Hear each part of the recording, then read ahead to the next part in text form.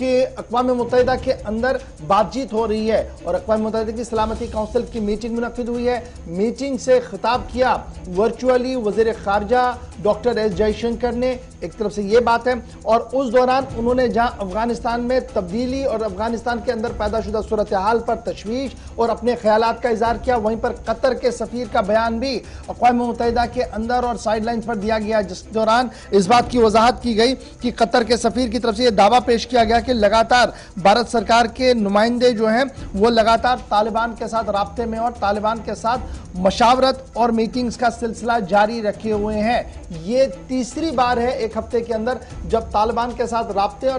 तालिबानी निज़ाम चलाने वाले लोग जो पूरी दुनिया के अंदर है, जो उनके सफीर हैं, उनके साथ बातचीत की बात सामने आ रही है। ताहम अभी भी मरकजी वजारत दाखिला वजारत खारजा की तरफ से इस बात की न तस्दीक की गई है न तरदीद की गई है, लेकिन अब की बार जो खबर सामने आई है वो कतर के सफीर की तरफ से सामने आई है, जिसमें यह कहा गया कि लगातार भारत सरकार जो है वो राब्ते में है अफगानिस्तान के मामले को लेकर के, अफगानिस्तान के अंदर क़याम अमन किस तरीके से हो और जो नई एस्टैब्लिश वहां पर डेवलप हो रही है, तालिबान फोर्सेज जिस तरीके से पूरे अफगानिस्तान के अंदर आहिस्ता आहिस्ता करके कंट्रोल कर रहे हैं, नाटो फोर्सेज और इत्तेहादी फौजें वहां से वापस जा रही हैं, तो उसके बाद जो नया निजाम आएगा उस निजाम के अंदर भारत अपनी पकड़ भगाने की कोशिश में है और यही वजह है कि लगातार मुज़ाकरात जो है वो चल रहे हैं। कतरी सफीर का बयान सामने आया, लेकिन डॉक्टर जयशंकर ने क्या कुछ कहा है यह बड़ा इंपॉर्टेंट है। आसिफ आपको बताएंगे कि वर्चुअल कॉन्फ्रेंस के अंदर भारत के खदशात और ख्यालात किस तरीके से रहे हैं यूनाइटेड नेशंस की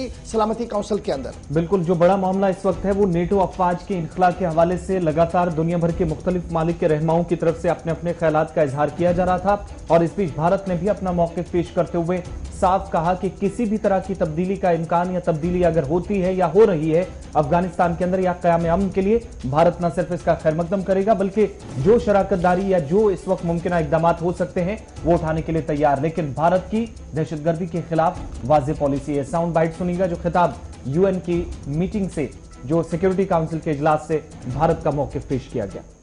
Welcomes any move towards a genuine political settlement and a comprehensive and permanent ceasefire in Afghanistan. We support a leading role for the United Nations, since that would help improve the odds for a lasting and durable outcome. I would like to reiterate our support for an inclusive, Afghan-led, Afghan-owned, and Afghan-controlled peace process. Any political settlement in Afghanistan must ensure that the gains of the last 2 decades are protected and not reversed. It should, therefore, preserve the constitutional democratic framework and ensure the protection of the rights of women, children, and minorities. Madam President, for enduring peace in Afghanistan,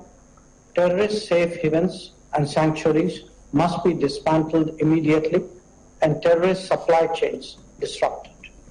There needs to be zero tolerance for terrorism in all its forms and manifestations, including doctor Jaishankar virtually conference से खिताब कर रहे थे। अफगानिस्तान के अंदर क़याम अमन, अफगान हुकूमत की बालादस्ती और अफगानी अवाम की सलामती की बात हो रही थी, लेकिन साथ साथ निशाना साधा गया इंतहा पसंदी और दहशतगर्दी पर भी और कहा गया कि जहां जहां पर इंतहा पसंदी और दहशतगर्दी के कैंप्स और ग्रुप्स होंगे उन्हें ख़त्म करना वक्त की अहम तरीन ज़रूरत है, तभी जाकर क़याम अमन मुमकिन हो।